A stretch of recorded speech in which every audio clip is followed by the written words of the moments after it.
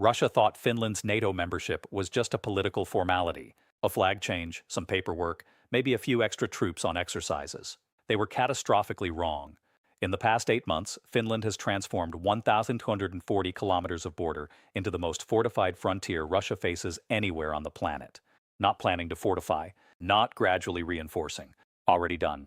Moscow is staring at a defensive line that makes Ukraine's pre-war preparations look like amateur hour, and the Kremlin never saw it coming until Finnish bulldozers were already carving artillery positions into bedrock. Welcome to States News.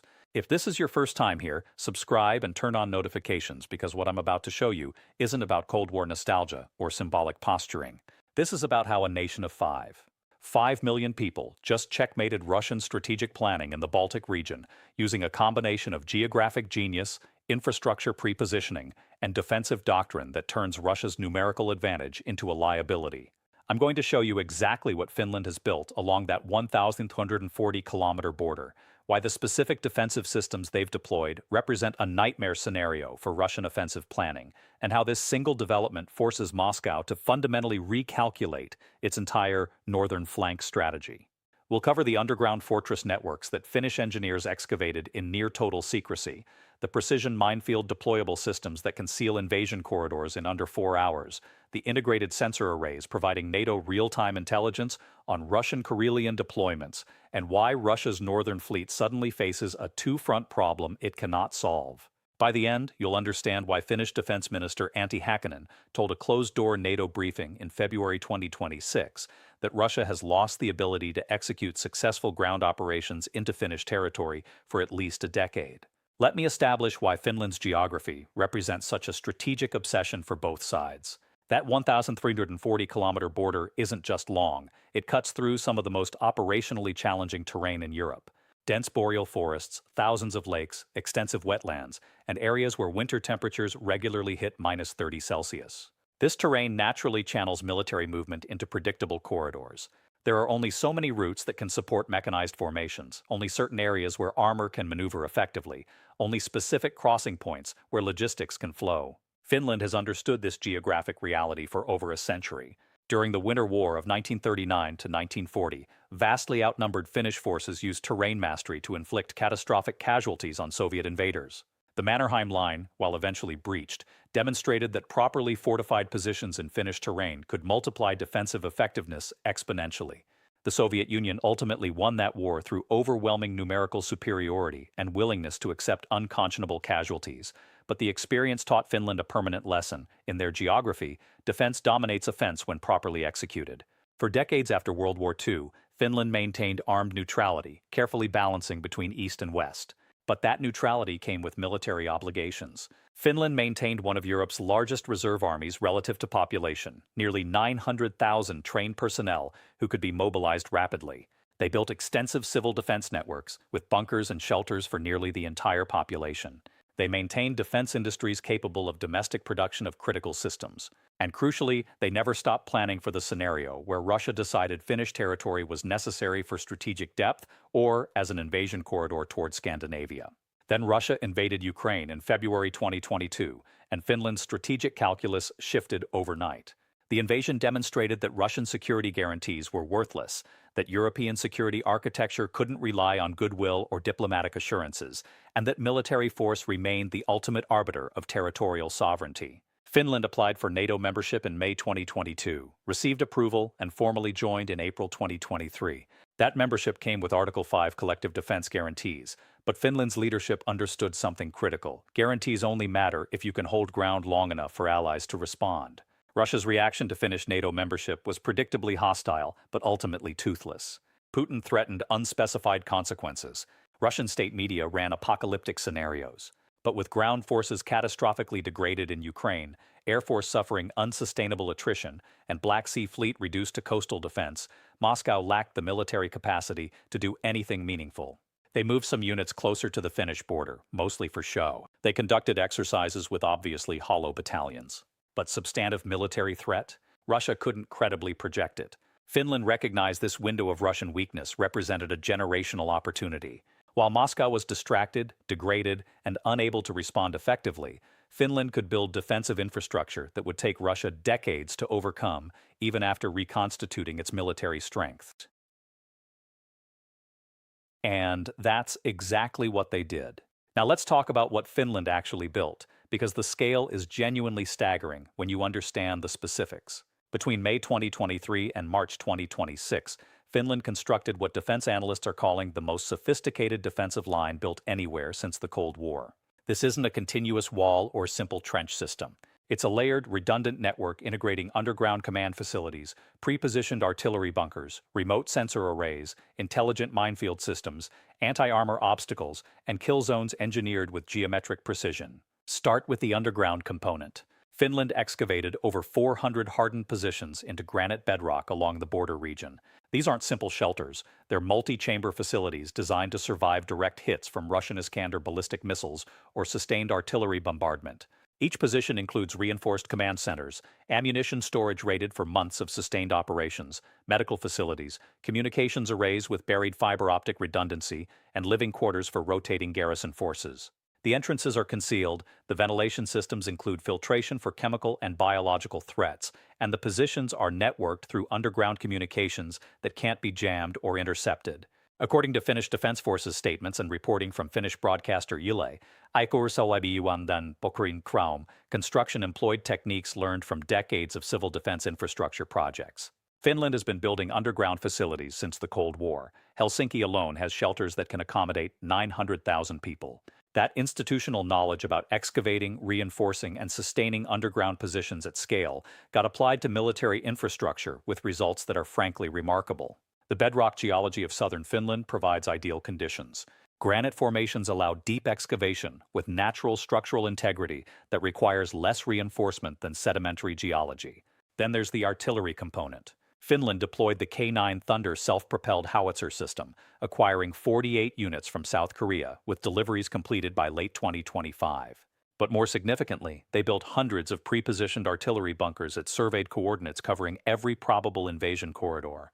These aren't improvised positions. They're engineered emplacements with ammunition pre-stocked, firing solutions pre-calculated, and fields of fire optimized for maximum kill zone coverage. When Russian mechanized formations enter those corridors, Finnish artillery can begin firing with precision within minutes rather than hours. The K9 Thunder is relevant here because of specific capabilities. Range of 40 kilometers with standard ammunition, extending to 54 kilometers with rocket-assisted projectiles. Rate of fire of 6 rounds per minute sustained.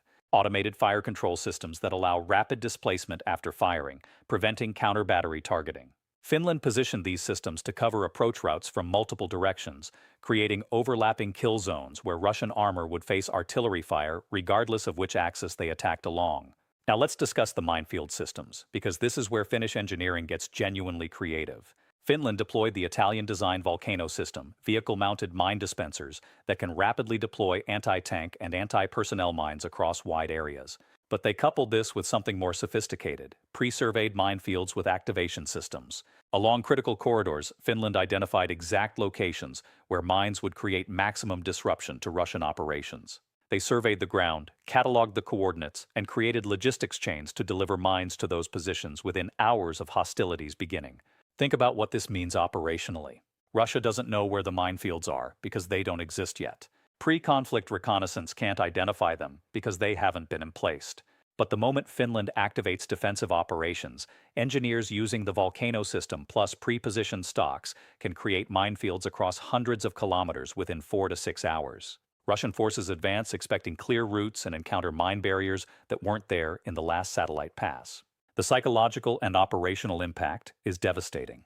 The sensor network deserves specific attention because it represents intelligence revolution that NATO didn't have during the Cold War. Finland deployed thousands of ground sensors along the border zone, seismic detectors that identify vehicle movement, acoustic arrays that track aircraft and artillery, thermal sensors that detect heat signatures through forest cover, and radar systems specifically calibrated for detecting low-flying aircraft and cruise missiles. These sensors feed into automated systems that compile tracks, identify patterns, and alert command centers without requiring constant human monitoring.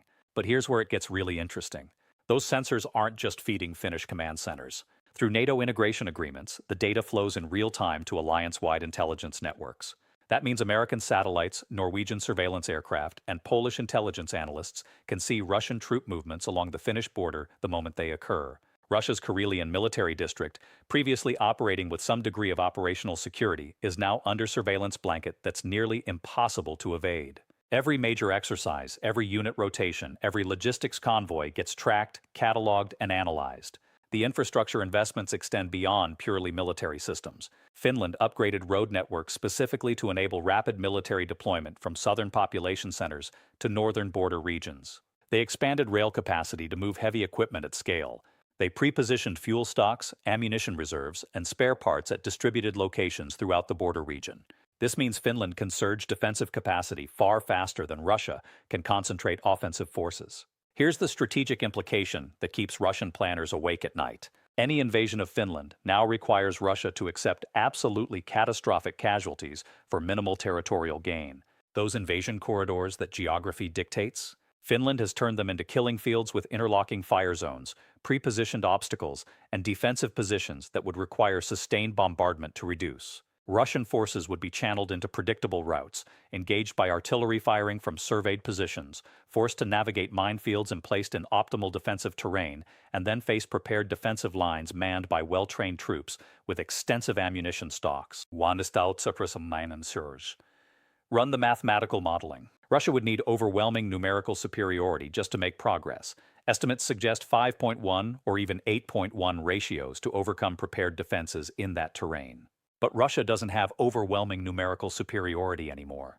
The Ukraine war consumed Russian ground combat power at rates that shocked Western intelligence. Tanks destroyed, artillery pieces lost, infantry fighting vehicles eliminated, and most critically, experienced personnel killed or wounded in numbers that can't be quickly replaced. Russia's active ground forces are spread across Ukraine, garrison duties in occupied territories, and internal security requirements. The formations available for Baltic operations are limited, understrength, and increasingly equipped with Soviet-era equipment pulled from long-term storage. Now consider the Northern Fleet dimension, because Finnish NATO membership creates a naval nightmare for Russia.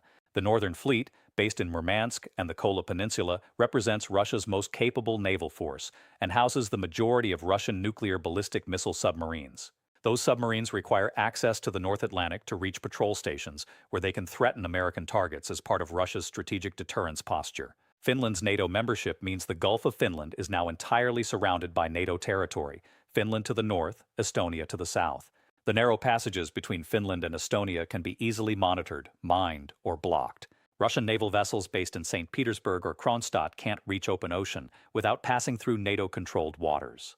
This creates a geographic choke point that dramatically reduces Northern Fleet operational flexibility. But there's a second dimension. Finland's eastern border sits uncomfortably close to the Kola Peninsula, where those strategic submarines are based. From Finnish territory, NATO surveillance systems can monitor Northern Fleet activities with unprecedented fidelity. F-35 fighters operating from Finnish bases could reach Kola in minutes. Long-range precision missiles positioned in northern Finland could threaten Russian naval facilities. This forces Russia to dedicate air defense and anti-access systems to protect the Kola Peninsula from threats that didn't exist before Finnish NATO accession. The economic calculation compounds Russia's strategic problems. Building offensive capability sufficient to threaten Finland would cost hundreds of billions of rubles that Russia doesn't have. Sanctions have constrained access to advanced components. Defense industries are struggling to meet Ukraine war demands. The economy is increasingly strained by wartime mobilization and international isolation. Investing in forces to threaten Finland means diverting resources from Ukraine operations, from domestic control, from Pacific Fleet facing increasing Chinese influence, from every other strategic priority Moscow faces. Meanwhile, Finland's defense spending as NATO member is sustainable indefinitely. Their economy is advanced, diversified, and integrated with European markets. Defense expenditure around 2.4% of GDP meets NATO standards while remaining well within fiscal capacity. The infrastructure they've built doesn't require constant replenishment. Those underground bunkers last decades. Those surveyed firing positions remain viable indefinitely. Those sensor networks require maintenance but not reconstruction. Let's examine Russia's limited response options and why none of them effectively counter Finnish defensive preparations. Moscow has tried diplomatic pressure, warning of consequences and demanding Finland remove NATO forces from border regions. Finland politely declines. Russia has conducted provocative exercises, moving units conspicuously close to Finnish territory. Finland watches with their new sensor networks and logs everything for NATO intelligence. Russia has engaged in hybrid warfare tactics, GPS interference, cyber attacks on Finnish infrastructure, occasional airspace violations. Finland responds with NATO-coordinated countermeasures and uses each incident to justify further defensive preparations. Russia could theoretically escalate to direct military confrontation, but the costs are prohibitive and the benefits nearly non-existent. Even in the catastrophic scenario where Russia concentrates sufficient forces to breach Finnish defenses in some sectors, what do they gain? Contested territory in remote forests? Finland's population and industry concentrate in the south. Capturing Lapland forests achieves nothing strategic. And the moment Russian forces cross the border, Article 5 activates and Russia faces NATO response, potentially including American air power, that would devastate exposed Russian formations. The nuclear dimension can't be ignored, but also doesn't change the fundamental calculus. Russia regularly threatens nuclear escalation in response to various NATO actions. Those threats haven't prevented NATO expansion, weapons deliveries to Ukraine, or defensive infrastructure construction. The threshold for actual nuclear use remains extraordinarily high because Russian leadership understands that nuclear exchange means regime termination. Threatening nukes over Finnish defensive positions is hollow posturing. But we need to acknowledge what Finland's buildup means for broader European security architecture and whether it represents stabilizing or destabilizing development. From NATO perspective, Finnish defenses dramatically strengthen the alliance's northern flank. Any Russian aggression in the Baltic region now must account for Finland's ability to threaten Russian supply lines, provide bases for NATO air operations, and monitor Russian naval movements. This makes Baltic states more secure and reduces scenarios where Russia could quickly isolate them. From Russian perspective, they're now strategically encircled in the Baltic region. NATO territory extends from Norway through Finland around the entire Baltic Sea.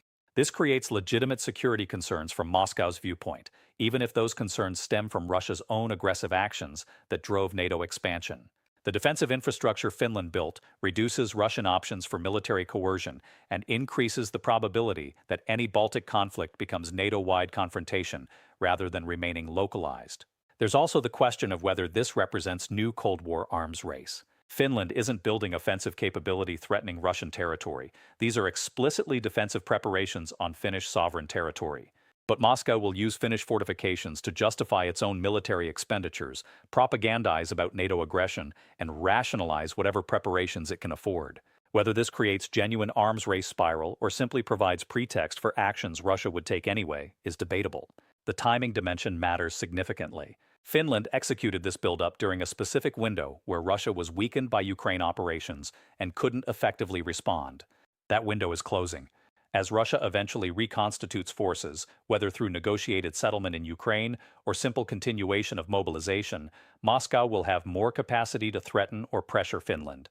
The defensive infrastructure Finland built now provides insurance against that future threat environment. We should consider what this means for other NATO members, particularly those sharing borders with Russia. Poland has watched Finnish preparations carefully and accelerated its own defensive construction along the Suwalki Gap. The Baltic states are pursuing similar infrastructure projects with support from NATO infrastructure funds. Norway has enhanced defenses in its Arctic territories. Finland's model, building layered defenses in peacetime rather than scrambling during crisis, is being replicated across NATO's eastern frontier. This creates interesting strategic dynamics. If every NATO member bordering Russia builds similar defensive infrastructure, the cumulative effect is a hardened frontier that makes Russian conventional military aggression prohibitively costly across the entire boundary. This potentially reduces conflict probability by eliminating scenarios where Russia believes quick territorial gains are achievable. But it also eliminates flexibility, creates rigid confrontation lines, and reduces space for diplomatic maneuvering. The intelligence windfall for NATO from Finnish sensor networks deserves further examination. Prior to Finnish membership, NATO had limited persistent surveillance of Russian activities in the Karelian and Kola regions. Satellite coverage provides periodic snapshots. Norwegian intelligence offers some coverage, but persistent real-time ground sensor data from 1,140 kilometers of border represents intelligence capability that fundamentally changes NATO's understanding of Russian military activities in northwestern Russia. This intelligence flows both ways conceptually. Russia can observe Finnish preparations, but the asymmetry matters. Finland is building defensive positions on its own territory with no intention of concealing them. Russia benefits minimally from knowing where Finnish bunkers are located because assaulting prepared defenses requires overwhelming force regardless of whether you know positions precisely. Conversely, knowing Russian force concentrations, logistics patterns, and deployment timelines allows NATO to predict intentions and prepare responses that Russia can't effectively counter. Looking forward, Finland's border fortifications represent a permanent fixture of European security architecture. Unlike deployable forces that can be withdrawn, unlike diplomatic agreements that can be renegotiated, physical infrastructure carved into bedrock and embedded in terrain represents commitment that will endure for decades. Russian strategic planners must now incorporate the reality that Finland is effectively unavailable as invasion corridor, that the Baltic is a NATO lake, and that their northwestern military district faces defensive preparations they cannot overcome with currently available or foreseeable military capacity. This creates cascading effects on Russian strategic planning. If the northwestern frontier is secured by defenses too strong to penetrate, Russian military focus shifts elsewhere, more resources to Ukraine operations, more attention to Pacific territories facing Chinese influence, more emphasis on strategic nuclear forces as compensation for conventional weakness. Each shift creates new vulnerabilities and strategic dilemmas that compound Russia's deteriorating military position. The Finnish model also demonstrates something critically important about deterrence in the modern era. Sophisticated defensive infrastructure, built transparently on sovereign territory, communicates resolve more effectively than ambiguous security guarantees.